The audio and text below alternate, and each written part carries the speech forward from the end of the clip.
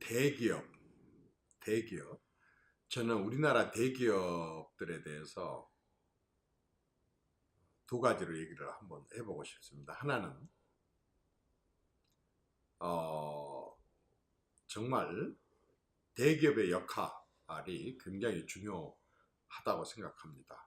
규모의 경제를 통해서 우리나라 같이 여러 가지 자원이 부족한 나라가 해외에서 경쟁하기 위해서는 자본이나 인재나 또 경제 여러 가지 규모 면에 있어서 정보나 이런 부분에 있어서 대기업은 불가피하고 굉장히 순기능적인 역할이 많다고 봅니다.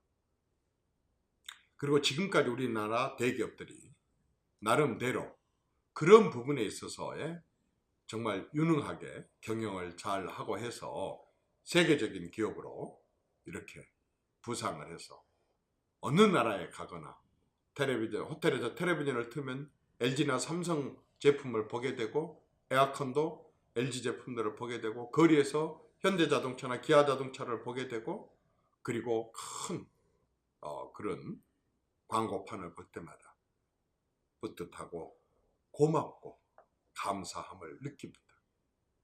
경영을 잘 해서 많은 사람들을 고용하고 또 많은 협력업체들을 두고 크고 작은 중견기업, 중소기업들이 또 그런 대기업 때문에 여러 가지로 회사가 운영이 되고 이런 걸 볼 때마다 참으로 고맙고 감사함을 느낍니다. 그리고 또 시대에 뒤지지 않게 기술을 개발해서 오히려 이제 추격을 넘어서 세계에서 선도하는 제품을 만들어내고 또 그러한 부분들이 세계적으로 팔릴 때마다 참으로 고맙고 감사함을 느낍니다. 경영도 잘 했을 것이고 거기 임원진들과 거기에 구성하는 임직원 전체가 다 열심히 노력해준 덕분일 거라고 봅니다. 그 덕에 세금도 많이 내고 또 많은 스포츠 그러한 종목들도 다 잘 육성을 해내고 그리고 많은 또 사회 공헌과 발전도 하고 있는 점에 대해서도 아주 고마움을 느낍니다. 우리 대기업들은 외교를 뒷받침해서 올림픽을 유치하거나 월드컵을 유치하거나 그 밖에 외교전을 펼칠 때도 항상 대기업들이 앞장을 서서 큰 역할과 기여를 합니다. 지금 미국의 트럼프 대통령이 자국의 보호주의 정책을 펼치면서 한국에 대해서도 많은 투자를 요구를 했을 때 거침없이 가서 투자할 수 있는 대기업들이 있다고 하는 사실이 우리한테는 또 다른 안심이기도 합니다. 그런데 저는 또 한편으로는 대기업들에게 상당한 아쉬움도 느낍니다. 솔직히 말해서 박정희 대통령이 산업화하던 시절까지만 하더라도 우리나라에 대기업은 없었습니다. 정주영 회장이 자전거로 쌀 배달을 하던 그런 분이었다고 하는 것은 조선시대 때나 고려시대 때 상인의 전기전집이 아닙니다. 바로 불과 수십 년 전에 실제로 있었던 인물입니다. 실존 인물입니다. 그런 정주영 씨가 오늘날 세계적인 이런 현대그룹을 만들기까지는 사실 정부와 국민의 도움도 컸습니다.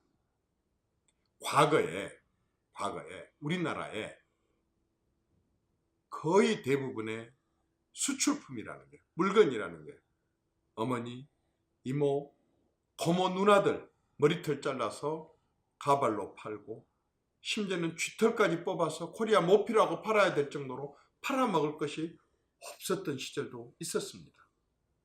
당연히 품질 경쟁에 있어서나 가격 경쟁에 있어서 외국의 제품을 따라갈 수가 없었고 그래서 우리는 이디오피아하고 똑같은 그런 가난한 최빈국의 나라였던 것이 사실 아닙니까? 그 시절에는 정말 저같이 시골 촌놈 사는 마을의 대부분의 형들은 머슴을 살았고 대부분의 여동생들은 보따리 장수 아줌마 따라가서 어디인지도 모르는 집에 가서 식모를 살았었습니다. 그때 정부에서는 정말 국가와 국민의 이름으로 외국에서 차관을 도입해다가 바로 이런 몇몇 기업에 제공을 해줬고, 이러한 기업들이 공단에서 제대로 공장을 가동할 수 있도록 공단을 조성해주고 국가 돈으로 도로를 개설해주고, 그리고 공업용수를 제공해주고, 그리고 공업용 전기를 싸게 공급해주고, 그리고 많은 사람들의 노동자들의 임금을 올리지 못하게 해서 싼 임금이 우리 경제의 최고의 이점이고 장점이라고 교과서에까지 나올 정도로 사실상 지금 시각에서 봤을 때는 임금 착취에 가까운 그런 저임금으로 오늘날 이런 대기업들이 올라서게 됐습니다. 그것뿐입니까? 동제품이 외국에서 들어오는 것은 경쟁을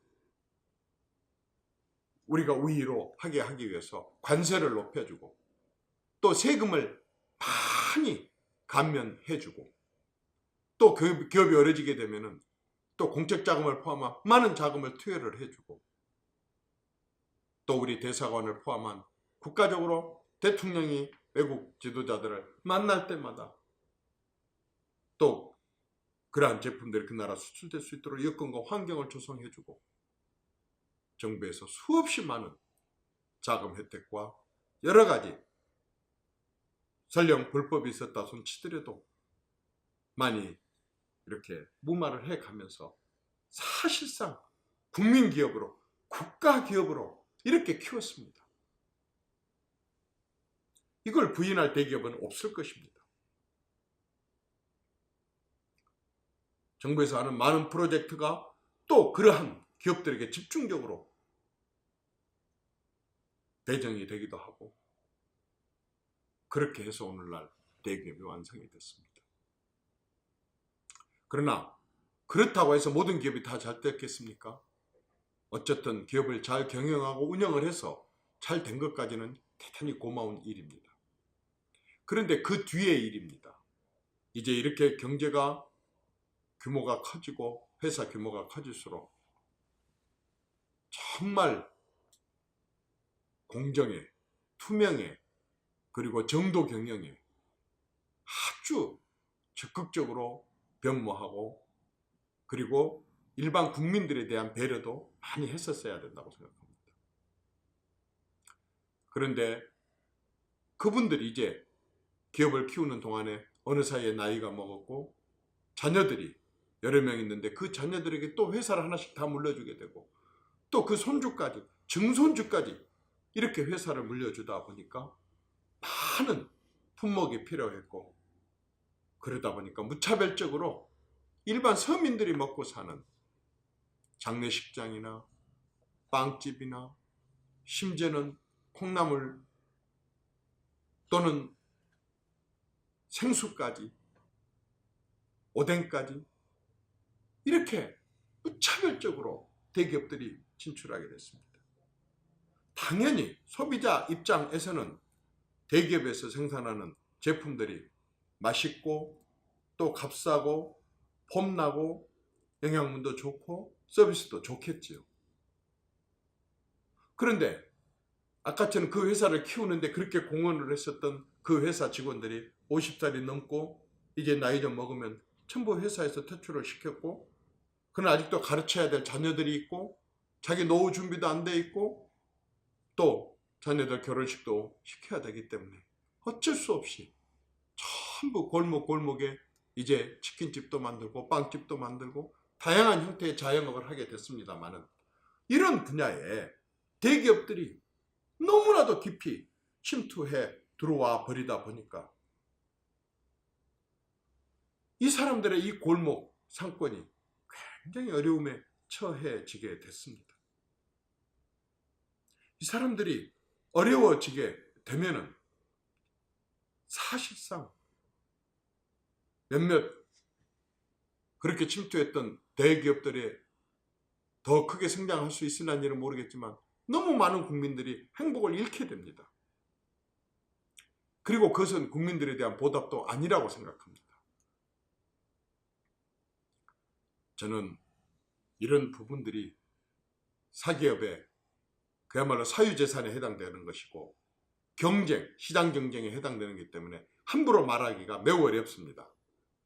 그러나 외국처럼 일찍 자본주의와 시장 경제가 체계적으로 갖춰진 나라가 아닌 우리나라의 경우에는 사실 대기업들이 과거에 어떤 식으로 자신들이 기업을 형성하고 이루어 왔는가를 감안한다고 한다면 국민들에 대한, 일반 서민들에 대한, 소상공인들에 대한, 또 중소기업과 협력업체들에 대한 배려와 관심이 남달라야 한다고 생각을 합니다. 이런 부분들에 대해서 지금까지는 어떻게 해왔을지라도 앞으로는 정말 국민들에 대한 애정을 갖고 함께 방안을 찾고 그리고 함께 살아가는, 함께 기업하고 함께 생존해가는, 공존하고 공영하는, 같이 존재하고 같이 번영하는 이러한 방안들에 대해서 이제 의견들을 내놓아야 된다고 생각합니다. 그리고 정치권은 이 부분에 대해서 외면을 할 수가 없습니다. 그러나 이게 강제적으로, 사법적으로, 법적으로 이렇게 하기 이전에 스스로들 수없이 많은 대화와 토론을 통해서 이런 방향의 길을 잡았으면 하는 바람을 정치하면서 늘 느껴왔습니다. 저는 앞으로도 이 부분에 대해서 많은 관심을 가질 생각입니다. 감사합니다.